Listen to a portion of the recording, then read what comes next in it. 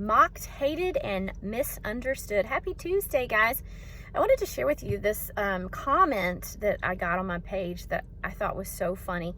And I get a lot of interesting, fascinating comments on my videos and my ministry page.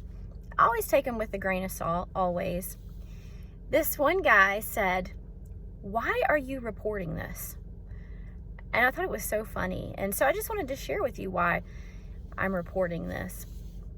Years ago, it's been almost, I'd say 9 years ago, I was on my knees in my daughter's bedroom, wailing. I don't know if you've ever been wailing to God and just begging Him for help because you're in such a mess. You know, I was in such a mess. I had lost everything because of my own poor choices. And I knew it was because of my own poor choices. But I was crying out to God, and I was just like, God,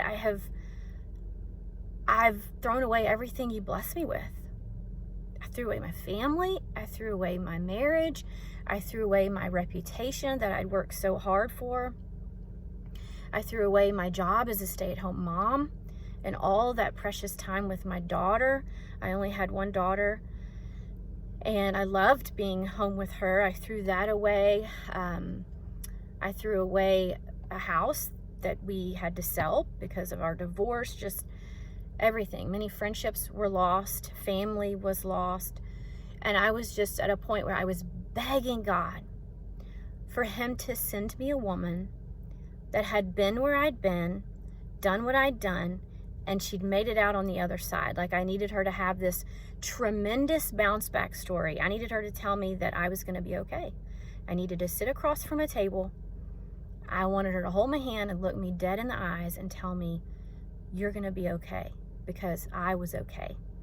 And I made it through. And I wanted her to tell me, okay, it's going to take you 5 years to like yourself again, or however long it was going to be. I just needed that woman in my life. And so as I was crying out to God, I heard in my spirit this gentle whisper. And He said to me, "You are her." And I got so mad. I remember screaming out, "No! Like, what? Are you freaking kidding me? No, I'm not her. I'm a hot mess. I'm divorced. I'm in the South. I had an affair in a church. No one's going to listen to me. Like, are you freaking kidding me? I need her." I was like, "You don't understand." You know, I was suicidal at times. I had voices in my head all the time telling me, just give up. You'd be better off dead. The world would be better off without you. Your daughter would be better off without you. Just about every second of the day, I would hear self-defeating thoughts like that. You're a loser. You're a whore. You're a failure. Look at what you did. You know, who's going to love you now? Blah, blah, blah. The list goes on. I'm sure that many of you listening to this understand what I'm talking about. And so it was just a battle every day to keep my chin above water.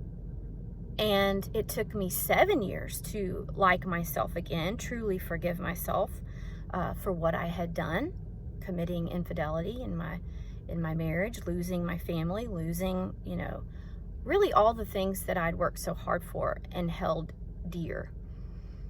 And so I didn't understand then, 9-10 years ago, when I heard that gentle whisper, "You are her," but I understand now. Because it's not fun to talk about. And no one likes to be mocked. No one likes to have rumors told about them. No one likes to be judged. And to talk about the things that I talk about, that's gonna happen. And when you have a large calling on your life, small-minded people are not gonna understand it. Does that make sense? Small-minded people do not understand large callings, and that's okay. But I am looking for the one. I'm always looking for the one. I have people say, "Christy, why do you do these videos?" Because I'm looking for the one woman out there, just like me, that is crying out to God on her knees, begging for God to send her somebody, anybody, that would see her in all of her brokenness, all of her shame, and would tell her that she's going to be okay. And that's what I do.